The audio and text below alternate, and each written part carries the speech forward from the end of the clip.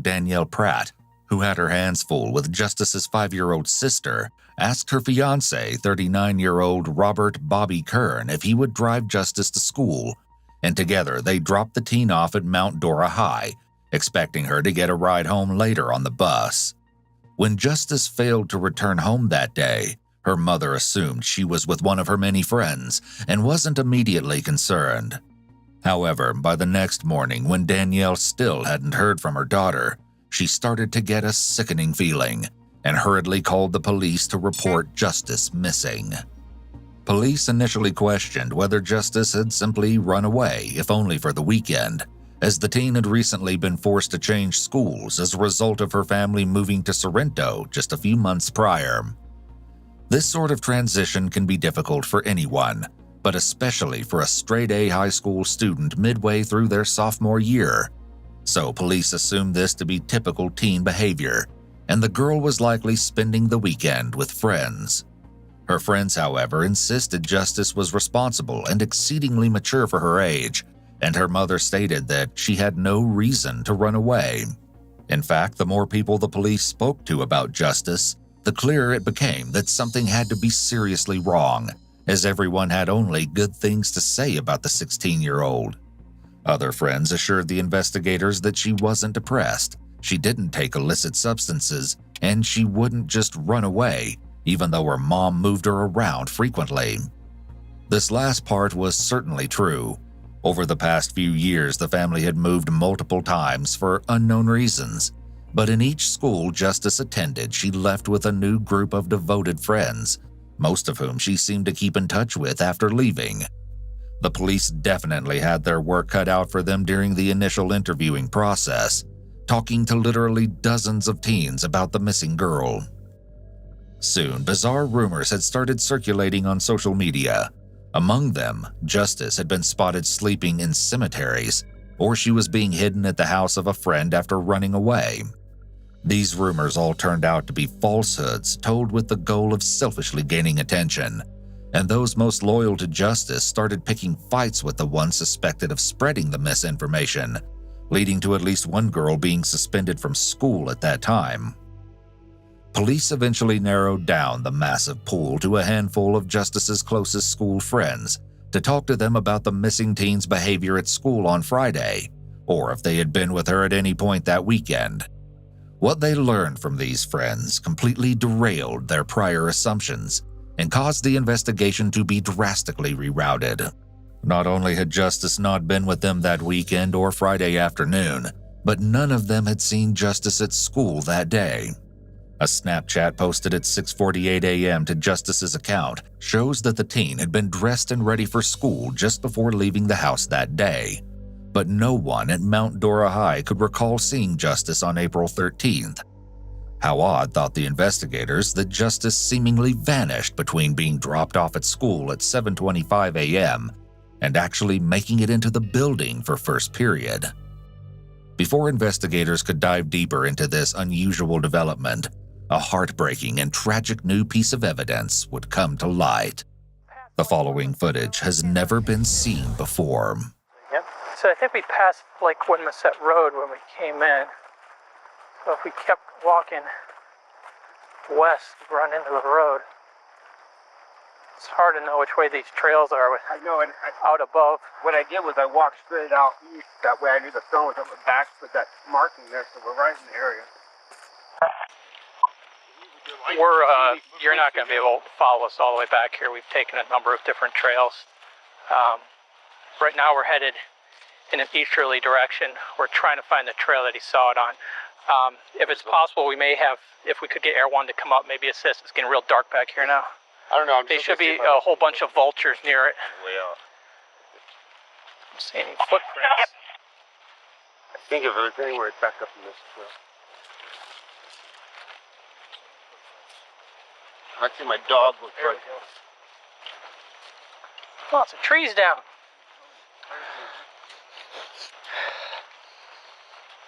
Smell anything yet?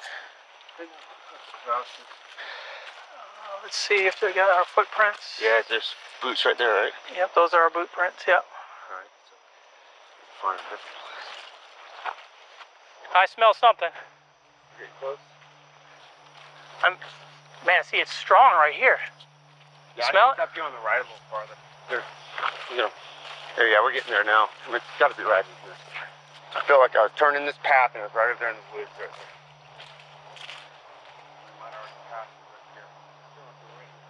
Like, could we see it? How far off was it? I mean, I saw it. I mean, without even, I was running by. I was like, oh, there it is. Yep. I found it. Am I right? Yeah. All right, we're 1097. It's confirmed. It appears to be a female. The top half is decomposed. The bottom half has pants on or shorts. They're pulled down around the legs. It's about 10 feet off the trail, so. Tragically, just 4 days after she was reported missing, Justis's body was discovered in a wooded area off Gasline Road in DeLand, a town roughly 30 minutes from Sorrento. A longtime member of the Daytona Hash House Harriers, a runners club based out of Daytona, Florida, had been out for a game of hares and hounds that morning when he stumbled across the grisly sight. When this particular runner took off into the woods to track the hare on the morning of April 18th, he had no earthly idea that what he would actually find that day was one of the most gruesome and heartbreaking crime scenes in DeLand's history. Justis's body was heavily decomposed, and there was ample evidence of animal activity, but it was clear from the state of her remains that she had been the victim of a brutal crime. The body was found about 10 feet off the jogging path, with the top half being mostly skeletal, and the bottom half and remaining clothing, such as pants left pulled down around the ankles as the officer mentioned, were later found to have been covered in bleach. Their worst fears now confirmed, the police began to redouble their efforts and questioned everyone again in a newfound state of urgency, determined to find the person who had brutally killed Justis. They started with the jogger who had found the body. He told police he'd seen a man in a hoodie near the path on the day he found the remains, but when the man heard the approaching police sirens, he took off into the woods. Curious to see if this man was seen near the school, detectives requested footage of the drop-off zone at Mount Dora High on the morning of the 13th, and upon receiving it, were quite surprised by what they saw, or more accurately, what they didn't see. Not only was no one suspicious seen at the school that morning, but neither was the dark blue Ford Explorer containing Danielle, Robert, and Justis that should have been in the student drop-off zone at 7:25 a.m. Danielle and Robert both told investigators this was the time and vehicle in which they had dropped Justis off. So why was there no record of it anywhere on school grounds? Faced with the death of her daughter and increased pressure from police, it was at this point on April 29th that Danielle finally cracked and admitted the truth to investigators. Danielle and her fiancé Robert hadn't taken Justis to school the morning she disappeared. Instead, Robert had dropped her off somewhere in Sorrento so she could meet a friend. Detectives demanded to know the name and location of the friend, and Robert had to admit that he didn't exactly know, stating that he only knew that it might have been a boy and that Justis had been asked to be dropped off and picked up later. Since Robert had a handyman job waiting for him up in Volusia County that day, he didn't press her for details, but instead complied with the teen's request. Wanting to be liked by your prospective spouse's children is a somewhat reasonable excuse for Robert to behave this way, but why would Danielle lie about being in the car that morning? Well, as it turns out, she didn't want to get Robert in trouble for driving with a suspended license when it was she who had asked him to drive Justis to school that day. Now understanding why the two had initially lied, investigators were invigorated by their new lead. If they could track down the friend Justis had been with, it was likely that he or she was the last person to have seen her alive. But there was one big problem. Neither Robert nor Danielle knew anything about this person. Desperate to discover who the friend was, police had no choice but to turn back to Justis's friends. It was here that they finally caught a break, when one friend mentioned a possible lead, a boy Justis may have been flirting with on Instagram. While it was true that Justis didn't have a boyfriend, according to her friends, she'd been commenting on and liking a boy's posts, and that they may have been on the verge of dating.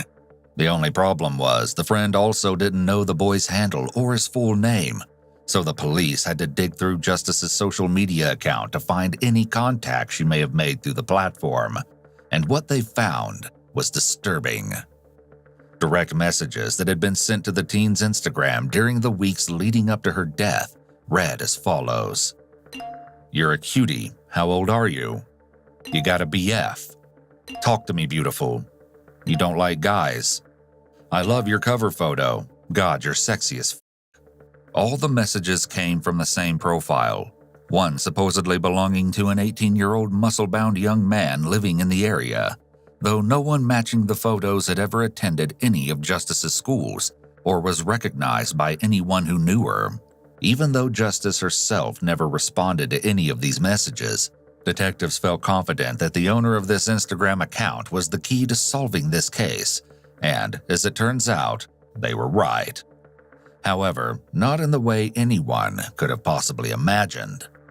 Upon obtaining the information to trace the account back to the phone it was linked to, investigators finally learned the shocking truth. The phone didn't belong to an 18-year-old besotted schoolboy at all. It belonged to a middle-aged man by the name of Robert Bobby Kern. That's right, it was the loving stepfather. Police wasted no time tracking him down and confronting him with this new development. It was here the loving, almost stepfather facade broke down entirely, and Robert was no longer willing to cooperate with investigators. This, coupled with the earlier lies about driving Justis to school, were big red flags, some which prompted detectives to place Robert Kern under arrest and re-examine everything they knew about him. First, investigators wanted to know if Justis knew it had been Robert who had been sending her the messages, or if he had ever behaved inappropriately towards her.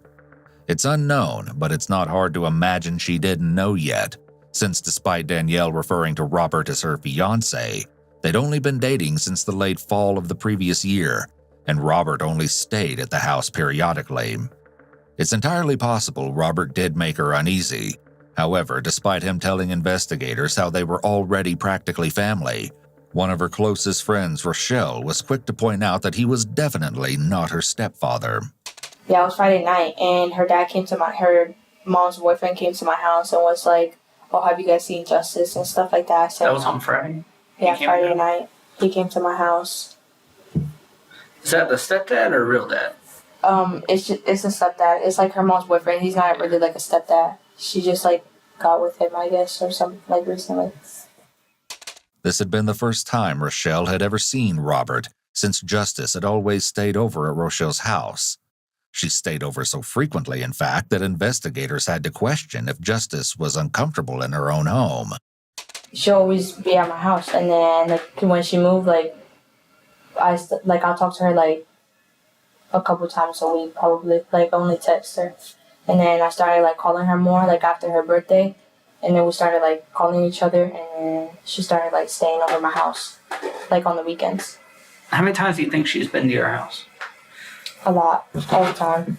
Like, too much for me to count, because it used to be like literally like a whole month she stood at my house. My mom Does she not like being home or something?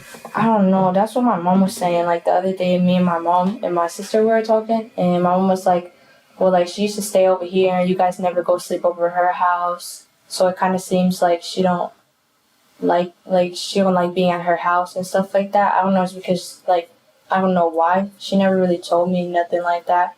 I don't know. When her dad came to her mom's boyfriend came to my door on Friday, like that night when he asked me, he kind of scared me. Like he looked a little bit creepy. And my mom was like, oh, like what if she don't like being at home because of him? Like what if he, like we never know, he could be doing anything. Like he looks creepy, he looks weird. But other than looking creepy, why did he give you a bad vibe? Did he say something? Did he act a certain way? He didn't act a certain way. He just looked like weird. Like he just looked weird. Like what? Like what would he do? What do you think? I don't know. He just looks. Would you want to leave the house with that guy? No, I wouldn't even want him in my house, to be fully honest with you. Rochelle may have not been able to articulate exactly what it was about Robert that made her suspicious, but investigators were definitely starting to get a clearer idea. Convinced they were on the right track, they dug deeper into his background, scouring his past and the rest of his phone records, and what they found was sickening. The following may be too disturbing for some viewers. It turns out that Robert did have a criminal record, including 2 counts of burglary from the early 2000s, but it was his internet search history that proved the most damning.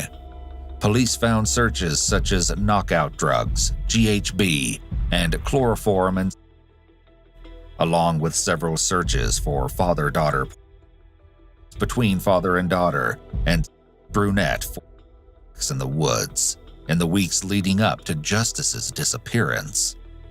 In addition, the location of Robert's phone matched Justis's for the entire morning, showing that instead of driving the teen to school, Robert had driven them both straight to the woods and to land, where the phone stayed stationary for over an hour in the location where Justis's remains were later found.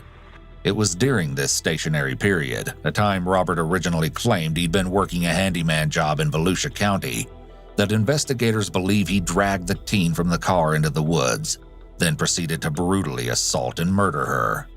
The medical examiner later testified that the cause of death was most likely strangulation, though this couldn't be definitively proven since a key neck bone was missing from the body at the time of discovery. In addition to her pants being pulled down around her ankles and drenched in bleach, Justis's sweatshirt and bra were found pushed up around her neck, and her nose had been violently broken shortly before her death. The state of Justis's clothing and Robert's search history leave little question as to motive, though we will probably never know for certain, as Robert never testified. The defense didn't call a single witness to the stand, but that may have been due to the overwhelming amount of evidence stacked against him.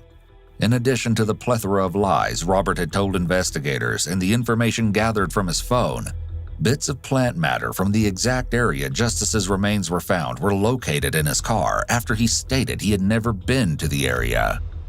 Danielle later testified at trial saying Robert had convinced her not to call the police when Justis first appeared to have gone missing. In one final twist, investigators discovered that on April 16th, Robert's phone pinged at the location of the murder for a short period of time. It's believed that this was when he dumped bleach over Justis's remains